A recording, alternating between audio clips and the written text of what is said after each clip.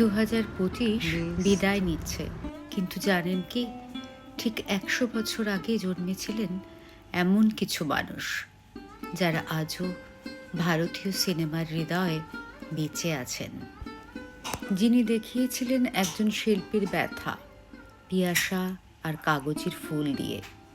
তিনি গুরুদত্ত, যার ক্যামেরায় দেশভাগ শুধু ইতিহাস নয়, যন্ত্রণা। মেঘে ঢাকা তারা, তিনি ঋত্বিক ঘটক, যিনি নীরব অভিনয়ে বলিউডকে চিনিয়েছিলেন রাজকীয় প্রেম। তিনি প্রদীপ কুমার, বাঙালির প্রিয় জটায়ু, হাসির আড়ালে গভীর অভিনয় সন্তোষ দত্ত। ফেলুদার প্রত্যেকটি সিরিজে তিনি ছাড়া মানায় না।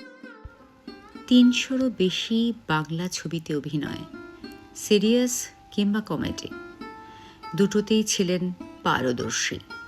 সত্য বন্দ্যোপাধ্যায় 1925 থেকে 2025 এই 100 বছরেও যাদেরকে ভুলতে পারেনি চলচ্চিত্র প্রেমীরা, সেই সমস্ত কিংবদন্তি অভিনেতা পরিচালক, তাদের সকলকে জানাই জাহ্নবীর তরফ থেকে জন্মশতবর্ষে শ্রদ্ধা, প্রণাম। সারাটা বছর এরকম ভিডিও পেতে চ্যানেলটি অবশ্যই সাবস্ক্রাইব করুন, শেয়ার করে সবাইকে ছড়িয়ে দিন, একটা লাইক করতে ভুলবেন না।